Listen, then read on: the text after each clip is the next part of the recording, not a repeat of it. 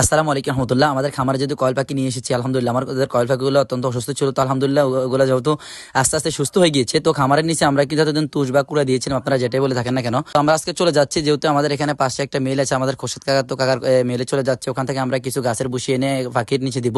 দেওয়ার পরে আশা করা যায় অত্যন্ত ভালোভাবে ওরা থাকতে পারবে, ওদের কোনো ঠান্ডা লাগবে না। তো আমি যার আগে রাস্তাঘাটের যে অবস্থা, আমি মাস্কটা লাগিয়ে নিচ্ছি আমার মুখে। তো আমরা সাইকেলে উঠেই চলে গেছি। আমার যেহেতু ক্যামেরাম্যান আছে, ক্যামেরাম্যান সাইকেলে পিছিয়ে উঠে গেছে। তো আমরা চলে আসছি কাকার সেই মেলের কাছেই। তো মেলের কাছে গিয়ে আমরা কাকার সাথে কথা বলে দেখি কাকা কি বলে, আমাদের কি কাকা বসে দিবি কিনা। তো আমরা চলে যাচ্ছি আস্তে আস্তে করে কাকার এখানে। যাওয়ার পর আমি কাকাকে বলেছিলাম, কাকা আমাকে বলছে যে ঠিক আছে, তোমার যতটুকু লাগে তুমি নিয়ে যাও। পরে আমার সাথে মিরাজ নামে গেছে বসে নেওয়ার জন্য। ও কিন্তু অনেক ভালো একটা ছেলে, ভালো কাজ করতে পারে। তারপরে ও কি করলো, ও বসে নিচ্ছে, আমি এইদিকে আবার ক্যামেরা ধরলাম। আস্তে আস্তে করে মোষের বস্তাটাকে পরে ফেললো। পর আমার বলে হুজুর আপনি নেন। তারপরে আমি ঢুকাইতেছিলাম ভিতরে, আমি ঢুকিয়ে বস্তাটাকে পুরোপুরি করে দিলাম। তো করার পরে আমি আস্তে আস্তে করে গাড়িতে নিয়ে আমরা আবার বাড়ি থেকে চলে আসলাম। মুখ থেকে মাস্কটা খুলে চলে গেলাম আবার সেই পাখির সামনেই। তো পাখির সামনে যাওয়ার পরে আমি কি করলাম, পাখিদের আগে ঘরটা খুললাম। খোলার পরে আগে গিয়ে দেখলাম তাদের খাবারের অবস্থা কেমন।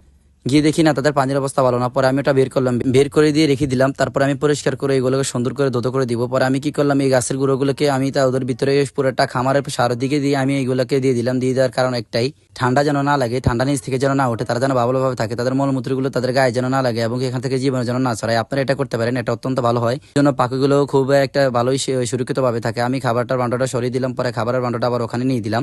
আলহামদুলিল্লাহ আমরা নতুন অবস্থা যা পাচ্ছি আল্লাহ তাআলা রব্বুল আলামিনের পক্ষ থেকে আলহামদুলিল্লাহ খুব ভালোই আমাদের খামারে এই দিন যাচ্ছে বা ভালোভাবে কাটছে। তারপর আমি গুঁড়োগুলো পুরো সম্পূর্ণ দিয়ে আমি ঘরের দিকে চলে গেলাম। ঘরে গিয়ে ওদের জন্য খাবারের বাক্সটা নিয়ে আসলাম।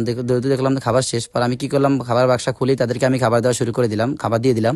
তাদেরকে আমি খাবার দিয়ে দিলাম। খাবার দিয়ে সম্পূর্ণ করে দিয়ে তাদেরকে আমি এখান থেকে আবার চলে যাবো আমার পানির ডিব্বা নিয়ে। যেহেতু পানি দিতে হবে, কারণ খাবার দেওয়ার সাথে সাথে অবশ্যই পাখিকে পানি দিতে হবে, আপনারা সবসময় মাথায় রাখবেন। তারপর আমি চলে গেলাম পানির ইয়ে নিয়ে, বাড়ি এটা পরিষ্কার করতে হবে। এটা খুলে ফেললাম। এটা খুলে ফেলার পর আমি এটাকে কি করলাম, আগে পরিষ্কার করলাম, পরিষ্কার করে পানি নিচ্ছি। আমি এটার সাথে ওষুধ দিয়েছি, এখন ওষুধ দিব না দুপুরবেলা, যেহেতু এখন ওষুধ দেওয়ার প্রয়োজন না। তারপর এটাকে ভালোভাবে পরিষ্কার করলাম, পরিষ্কার করে আমি এবার এটাকে লাগিয়ে নিলাম।